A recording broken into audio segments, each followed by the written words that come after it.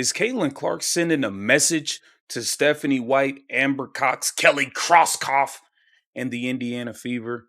A message could be being delivered. Many people are speculating with this bold move that Caitlin Clark just made ahead of her game versus the New York Liberty. Also, it looks like Aaliyah Boston might be held out. Who cares? The girl don't pass the ball to Caitlin Clark anymore. She don't set screens, all of this stuff. And it's clear as day through the video footage that Caitlin Clark is still being sabotaged by the WNBA. Indiana Fever fans have apparently become part-time detectives, part-time basketball coaches, and full-time conspiracy theorists because every time Caitlin Clark sits on the bench or waves for a pass that never comes, somebody starts connecting the dot. Now Stephanie White sits at the center of a theory fans simply cannot stop discussing. Is this just ordinary coaching, or are the Fever somehow making their biggest superstar look strangely expendable? Either way, the evidence fans keep pointing to is becoming harder and harder to ignore. This is why we watch. 37 points, 10 assists, 13 of 24 from the field. She was 8 of 12 from behind the arc. Let me repeat myself. Caitlin Clark was 8 of 12 from behind the three-point line. Just an unthinkable performance. And I mean, early on, she was turning the ball over, and it seemed like she was on track for maybe not one of her best performances. But the aspect to Caitlin Clark's game that nobody else has is the daggum shot making from behind the arc. Sometimes the loudest message in sports isn't spoken at a podium or typed into a tweet. Sometimes it's delivered through substitution patterns, through a bench that stays empty of a superstar during the most important moments, and through possession after possession where the open shooter keeps calling for the basketball but never receives it. Anybody that likes to feel like I am the voice of the people, the voice of the fandom, I like to take the temperature, not rectally, of the fan base. That's not happening. Some kind of a more less intrusive kind of way. Oh, Caitlin Clark fans are not happy. I saw Stephanie White's name trending and I was like, click. Got to be. That is precisely the story unfolding in Indiana right now, and it centers on a rookie phenomenon who has seemingly transformed the trajectory of an entire league, only to find herself watching crucial minutes from the sideline while her own franchise appears determined to prove it doesn't need her as much as the rest of the basketball world believes. The Indiana Fever are back. That's right. They destroyed Chicago tonight, 113-90. And consider the circumstances, okay? They played Saturday night in Brooklyn. They didn't arrive into Chicago until 3 this morning, and they were finishing their 5th road game in the last 8 days. But apparently nobody told Caitlin Clark she was supposed to be exhausted and tired. She was not. Caitlin Clark was Indiana's most consistent force from beginning to end. She set the tone early. She controlled the pace. She made the entire offense go for Indiana. This is what the Fever looks like when everything runs through Caitlin Clark. Caitlin Clark has spent this season rewriting what people thought was possible for a first-year player in the WNBA, and yet somehow, the Indiana Fever have managed to create a situation where her place within the organization now looks more uncertain than ever. Caitlin Clark introducing the Statue of Liberty edition, the New York Liberty edition. I already know you damn near besties with Sabrina. We think you cool with Lexi. No, you go way back with Sabrina. Caitlin Clark could be sending a message to the Indiana Fever. Hey, I might not sign that epic. Y'all pushing everybody else for MVP. Stephanie White is having tantrums every time I shoot the ball. She's falling over herself on the sidelines. Before a matchup against the New York Liberty, eyebrows shot up across the basketball world when Clark stepped out wearing a custom Liberty-themed colorway of her own signature shoe. On the surface, it could be dismissed as nothing more than a marketing rollout, another sneaker drop designed to sell a product. But context matters, and the timing here was impossible to ignore. This wasn't just any shoe reveal. It was a Statue of Liberty-inspired design draped in New York's colors, unveiled right before Indiana welcomed one of the most talent-loaded rosters in the league to its building. Whether intentional or not, it looked like a signal. And once fans started connecting the dots, they found plenty more evidence supporting the theory that Clark's patience with her current situation may be wearing thin. To understand why a shoe colorway could spark this much speculation, you have to look at what's actually been happening on the court in Indiana, because the on-court reality tells a far more concerning story than any sneaker campaign, with every possession suddenly carrying enormous enormous weight, Clark found herself parked on the bench for stretches of the second half, not because of foul trouble, not because of injury, simply removed from the game at a moment when Indiana needed her most. Like, look at this. Look, pass the ball, pass the ball, pass the ball. Look, Caitlin wide open, clank, pathetic. Well, let's watch it again one more time. Look, Caitlin's wide open, nobody's on her. Look. This is pathetic. For a franchise whose ticket sales, television ratings, and national relevance have surged around this one player, benching her during winnable, high-stakes moments sends a message that's difficult to interpret positively. And it isn't just about the minutes she's sitting. It's about what happens when she's actually on the floor. Time and time again, possessions have unfolded with Clark standing wide open beyond the arc, calling for the ball while teammates look elsewhere. This doesn't feel like a one-game anomaly or a random sequence caught on a bad night. Fans have tracked it possession after possession, game after game, and the pattern continues. You're talking about a player with arguably the greatest shooting range in franchise history, yet the offense sometimes appears reluctant to fully utilize it. Meanwhile, general manager Amber Cox has faced scrutiny over how this supporting cast was constructed around a player capable of elevating nearly everyone beside her. The decision to spend a draft pick on Raven Johnson raised questions about roster priorities, while the high-profile hiring of Stephanie White has yet to produce the level of result or chemistry many fans expected. Last night's performance, in which Caitlin Clark turned in arguably her worst game ever.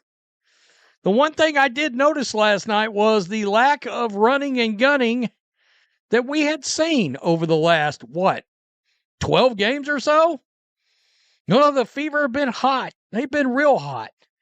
Till last night when cold water was thrown all over the Indiana Fever. Instead, a growing perception has emerged that the organization has quietly shifted its internal spotlight toward Kelsey Mitchell, positioning her as the face of team success in ways that appear to sideline the very player driving so much of the league's attention toward Indiana. When a front office seems to build its narrative around someone other than its biggest draw, players notice, and fans notice even faster. Then there's the issue of transparency. Indiana's handling of injury information has become its own recurring storyline, with Aaliyah Boston's status before recent matchups sometimes surrounded by vague updates and shifting explanations that left fans and analysts guessing rather than informed. When an organization struggles to communicate something as basic as a player's health status, it becomes harder for fans to trust explanations about lineup decisions, offensive philosophy, or anything else involving Clark's usage. But perhaps the most troubling part of this entire saga comes not from roster decisions or sneaker colorways, but from the officiating itself and the coaching response to it, or, more accurately, the apparent absence of one. Game footage from recent matchups has shown a level of physicality directed at Clark that many viewers believe borders on absurd. Come an unmitigated disaster for Caitlin Clark and the Indiana Fever as they play versus the Chicago Sky. I'm disgusted going into this game. I think this could be another debacle. There is a chance this team could lose. Sydney Taylor's playing today. And the way we just dropped the ball back-to-back games, Caitlin Clark is playing small forward up until damn near the fourth quarter. Aaliyah Boston's the new point guard. I don't know what is going to happen.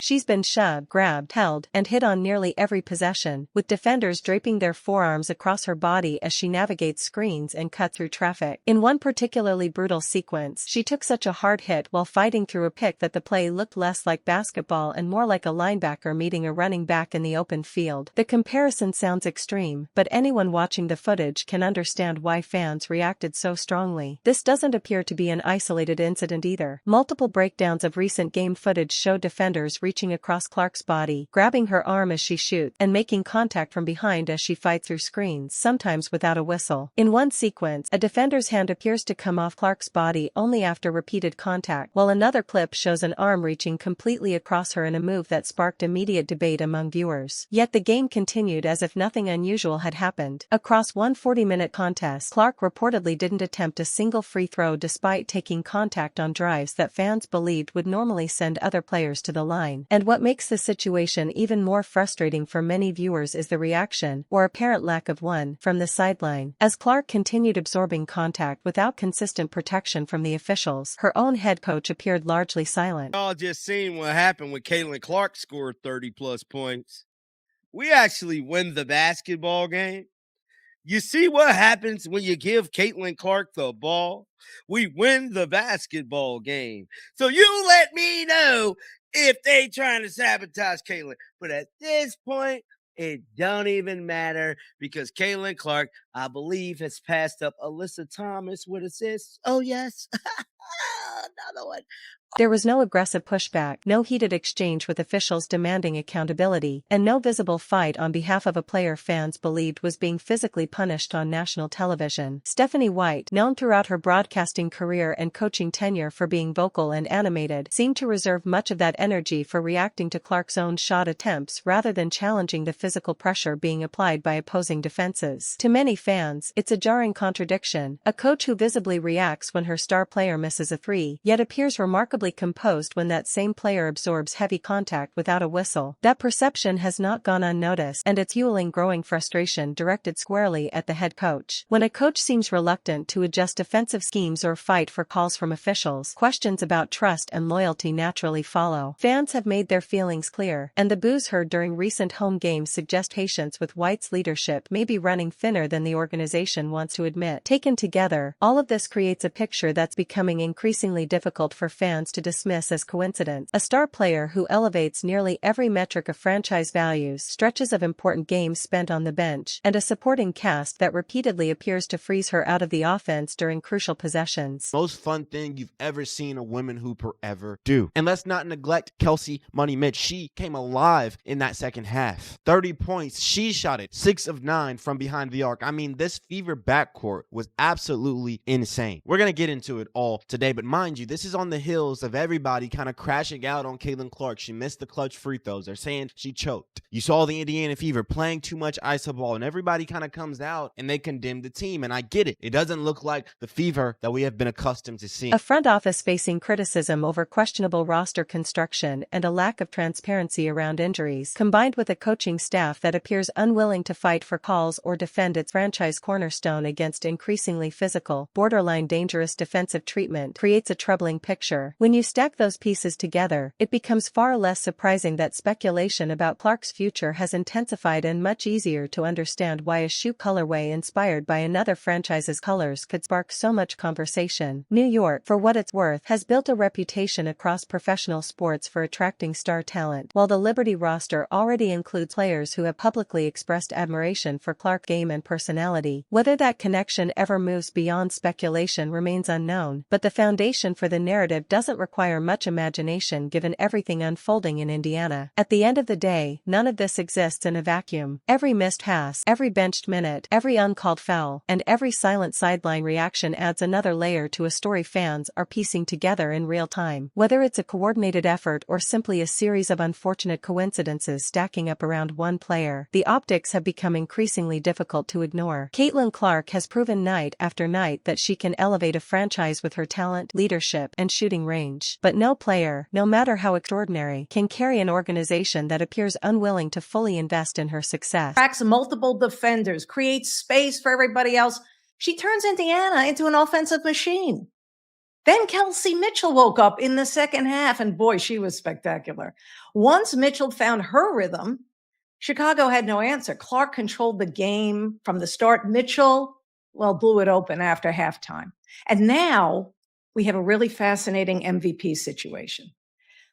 Some voters may look at Mitchell's scoring and say, that's my MVP, she's a scorer. Others, if the pattern continues, more fans, more analysts, and perhaps even voices inside the locker room will start asking the same uncomfortable question already spreading across social media. How much longer can this dynamic continue before something finally gives? And if it does, will Indiana be left explaining what went wrong? The frustration among Fever supporters isn't simply about wins and losses, because plenty of teams experience growing pains during a rebuild. What makes this situation different is the growing feeling that the foundation meant to support Clark's transition into the professional game isn't functioning the way it should. Watching teammates hesitate to involve her in the offense while receiving lukewarm advocacy from the very coaching staff hired to put her in position to succeed creates an enormous burden for any first-year player, regardless of how much hype surrounded her arrival. There's also a broader business angle worth considering because Clark's presence has transformed the economics and visibility of women's basketball. Arenas that once struggled to fill seats are selling out on the road because of her drawing power. Television ratings have surged to numbers the league hasn't seen in decades, and merchandise connected to her name and likeness has shattered previous records across the sport. The Indiana Fever won yesterday. and nobody is talking about it. Nobody cares about it because we're only here for Caitlin Clark. Oh my God, AB played well. Yeah. And? Oh my gosh, Kelsey Mitchell. Yeah. And? The Indiana Fever.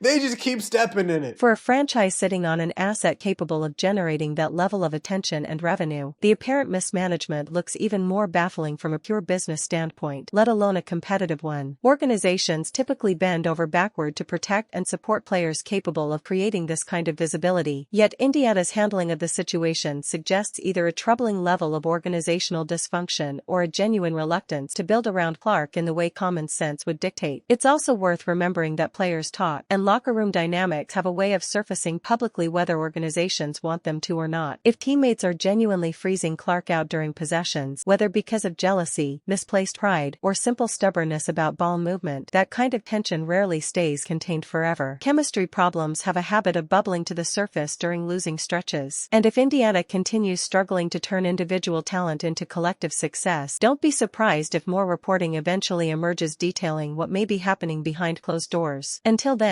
fans are left piecing together clues from game footage, press conference body language, and roster decisions that continue raising more questions than answers. What happens next remains uncertain, but one thing is becoming increasingly clear with every passing game: the gap between what this franchise owes its cornerstone player and what fans believe it's actually delivering keeps getting wider.